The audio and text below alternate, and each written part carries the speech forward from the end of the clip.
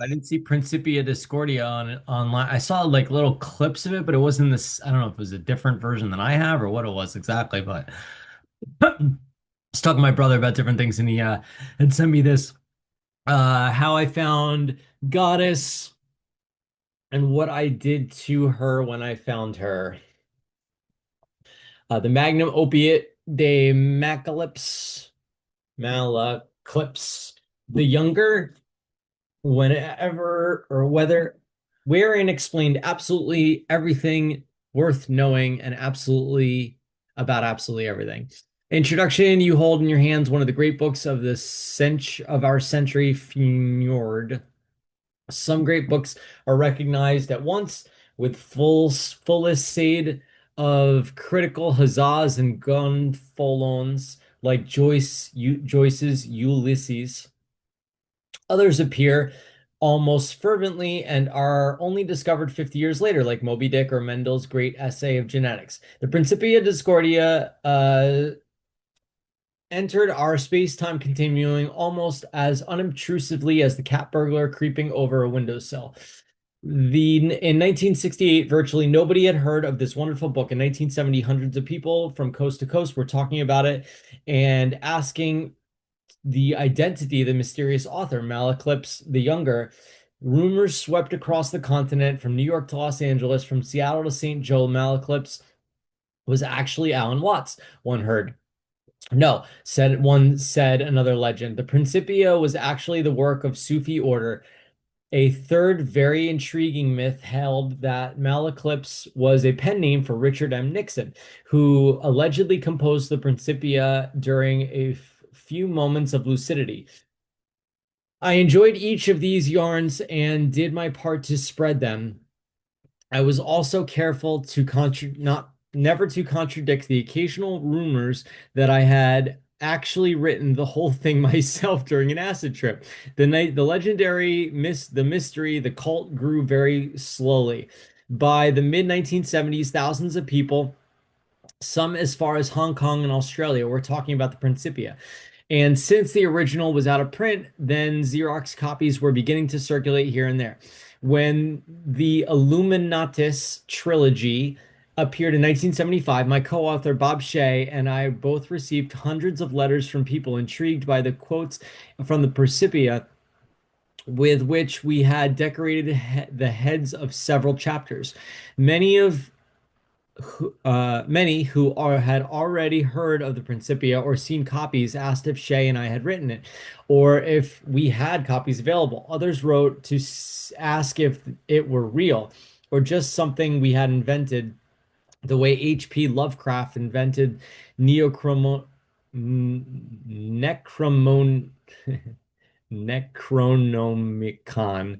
We answered according to our moods, sometimes telling the truth, sometimes spreading the most god-awful lies and myths we could devise from Njord. Why not? We felt this book was a true classic, literatus immortalis, and since alleged intelligentsia had not yet discovered it, the best way to keep its legend alive was to encourage the mythology and the controversy about it. Increasingly, people wrote to ask me if Timothy Leary had written it, and I almost always told them he had, except on Fridays when I am more whimsical, in which case I told them that it had been transmitted by a canine intelligence, vast, cool, unsympathetic, from the Dog Star Sirius. Oh wow.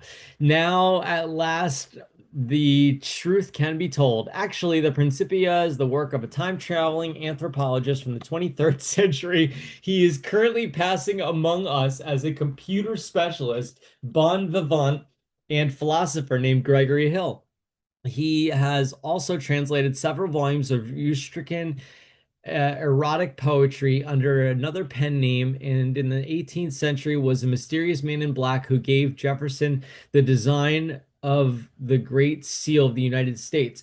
I have it on good authority that he is one of the most accomplished time travelers in the galaxy and has visited Earth many times in the past, using such cover identities as Zeno and Elias. Interesting. And isn't Zeno in Scientology spelled with an X, right? Emperor Norton, Count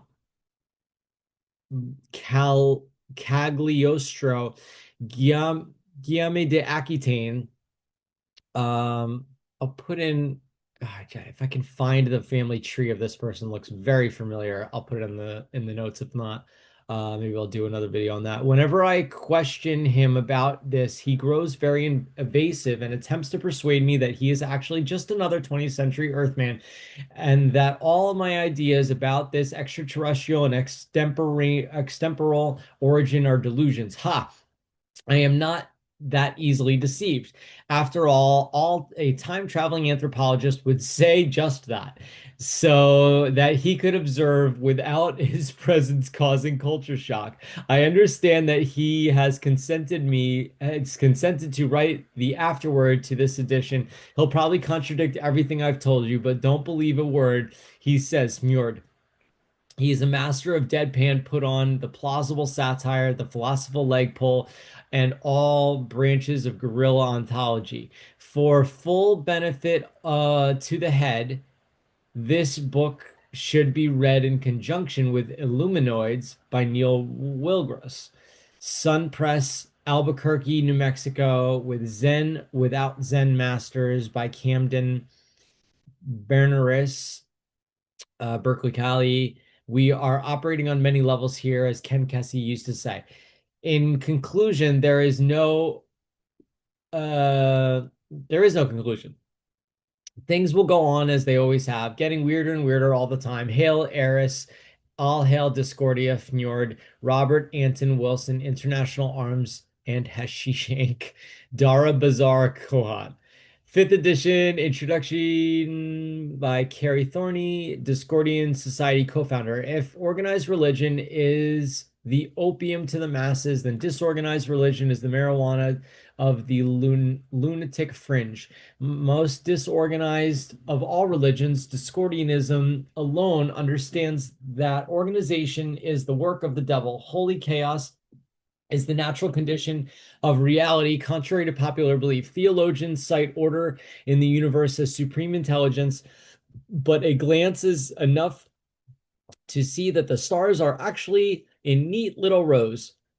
Oh, sure, there is a Big Dipper and a Little Dipper, but if they were really connect the dot drawings, there would be numbers next to the stars.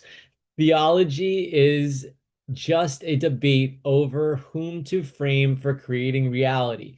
What we imagine is order is merely the prevailing form of chaos. Wow. Every few thousand years, some shepherd inhales smoke from a burning bush and has a vision or eats moldy rye bread in a cave and sees God. From then on, their followers kill one another at the slightest provocation. Haunted houses called temples are built by one side and torn down by another. And then bloody quarrels continue over the crumbling foundations. Organized religion preaches order and love, but spawns chaos and fury. Why? Because the whole material universe is exclusive property of the Greco-Roman goddess of chaos. Confusion, strife, helter-skelter, and hodgepodge. No spiritual power is even strong enough to dent her chariot fenders. No material force can resist the temptation of her fifth intergalactic bank of the Acropolis slush fund for graft and corruption. All of this was revealed to me in an absolutely unforgettable, miraculous event in 1958 or 1959 in a bowling alley in the Friendly Hills, or maybe Santa Fe Springs, California, witnessed by either Gregory Hill or Malaclypse the Younger, or perhaps Mad Malik or Reverend Dr. Occupant. I'm looking at the King Malik. I wonder if this is anyway, occupant or some guy who must have vaguely resembled one or another of them. With help of a chaosopher's stone, I found the goddess of Eris Discordia in my pineal gland on cosmic channel number 5. And ever since I have known the answers to all the mysteries in metaphysics, metamorphics, metanoiacs and metaphorics before I didn't even know how to install a plastic trash liner, so I wouldn't fall down inside the first time somebody threw garbage away.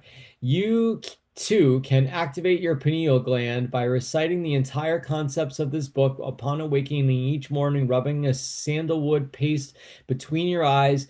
Each evening, upon retiring, banging your forehead against the ground 5 times a day, refraining from harmless cockroaches and meditating, defined as sitting around waiting for good luck. When your pineal gland finally lights up and you will never again, as long as you live, have to relax. Eris Discordia will solve all your problems and she will expect you in return to solve all of her problems. In these very pages, you will learn converting infidels. Later on, you will be taught how to annoy heretics. You will also be required to resolve Zen-like riddles, such as if Jesus was Jewish, then why did he have a Puerto Rican name? Once you become adept at learning on backsliders, you will qualify for a calling. Maybe you will be a chaosopher who delivers commentaries on chaos, or perhaps instead a chaost who goes around stirring up chaos, or perchance a knower who knows better than to do either one. But under no circumstance may you become a prophet. We don't intend to jeopardize our non-profit status. These are riddles. What we lack in prophets, however, we make up for in saints. Only a pope may canonize a saint, but every man, woman, and child on this planet is a genuine and authorized pope, genuine and authorized by the house of the apostles of Eris. So you can ordain yourself and anyone or anything else a saint. Times weren't always so easy. When in 1968 I first declared myself Saint Gregory Hill, said that's impossible, insisting only dead people can be saints, adding and fictional characters, guessing you are neither one. But it happened that although I was no longer a believer, I was still on the membership rolls of the Church of Jesus Christ of Latter-day Saints. So Greg was too late. Me and all the other Mormons were already saints, and some of us living ones, no matter what he said. Nowadays, only the Mormons have more saints than the Discordian Society, but we may plan to catch up with them. Won't you please join our sainthood drive? Moral perfection isn't necessary for Discordian sainthood. You must have to suffer a lot. So many other privileges of membership in our religion come to mind that I don't know where to begin. For instance, you don't have to get out of bed early on Sunday morning and attend church. You can sleep in. How many Christian denominations, for all their talk of brotherly love, are that compassionate? You can even be a Discordian in good standing without ever having to so much as to look at another Discordian early in the morning or any other time. That's an advantage to mail order religion that the more conventional faiths try to play down. What is so unusual about Discordian abnormal, as we call it, is decentralization. Don't contact me here at Orthodox Discordian Society Hindquarters. Send your letters, notes, relics, sacraments, and writs of excommunication to one another. That says Discordian Episcopos, Old Sam, 36 Erskine Drive, Morristown, New Jersey, 07960, is Aristitic abnormal. Adding, unfortunately, the majority of aesthetic abnormal is nothing but an inane gossip, masturbatory in-jokes, trivial variations of stale dogma, snide put-downs of those not weird in exactly the same way as us, and similar such garbage ad nauseum, and that's good too. I like the way old Sam always keeps a positive attitude. Our outreach program is called Aneristic Abnormal, and is defined by old Sam as weird things sent in fun to those still trapped in the region of Thud. Squares, that is. When some other bound heathen makes an especially enlightened public remark that unsuspecting dolt is likely to receive a Jake whole mailbox full of weird stuff in Discordians everywhere on the same day. For maximum benefit, says Old Sam, a good Jake should be in response to a particularly gross manifestation of the aneuristic delusion, not merely intended as to chastise, but to teach and amuse as well, or else make them hopping mad. The best jakes involve a lot of Discordians, all conspiring to contact the subject on Jake Day, a shining example of the Discordian accord, as paradoxical as that sounds. If you think that sounds paradoxical, wait until you hear the Discordian accordion. Another disadvantage of the Discordianism over the world's other great religions is that we tell you about the Fendersons. While it's true that you don't have to be a Discordian before becoming a Fenderson, the Taoists, for instance, don't even know about the Fendersons. And those who do know do not speak. Fenderson Discordian Graham Trivial explains that a Fenderson is a member of a family you can join by saying you are one. Yes, anybody who wants to be Fenderson can be a Fenderson. Just say these words: I am a Fenderson, or I'm a Fenderson. It's simple as that. Genealogy buffs will be interested to know our Fenderson forefather can be reached at SJ Glue, 5611 Lehman Road, DeWitt, Michigan 48820. Blame him. All Fendersons add Fenderson to their existing name, or they use the last name Fenderson with entirely new or middle names. For example, you can call me Graham Fenderson Trivial, Fenderson Graham Trivial, or Graham Trivial Fenderson. You can call me Saint Ignatius Fenderson, but you must at all times keep in touch with other Fendersons. This, says Fendersons, is easy to accomplish as you can make anybody you want to Fenderson, even if they don't want to be. Write Graham Fenderson trivial about how to get a. I wonder what happens if I actually mail these places. 1989 Fenderson family reunion baseball cap at Route 113, Box 481, Lionville, Pennsylvania 19353. But he warns, I'll be collecting names and addresses of Fendersons for possible future publication. If you become a Discordian and also want salvation in the Industrial Church of the Subgenius, Box 140306, Dallas, Texas 75214, you are free to maintain a dual membership, or if you live outside Texas in some state where dueling is illegal, you can be an honorary subgenius and a dishonorary Discordian both at once. You might even say subgeniusism is a sister faith of brother religion, or a least Marine Corps buddy theology, because J.R. Bob Dobbs was my Marine Corps buddy in Atsugi, Japan, where he distinguished himself by shooting his own toe while on guard duty. Although he was aiming for a fly on the tip of his boots, Dobbs went on maybe to become a super salesman and trance medium, who until his ultimately assassination channeled prescriptures that occasionally mentioned Eris Discordia, if not always a kind prudence would dictate. All right, we'll continue. Hope you're doing well. Peace, love. Bye bye.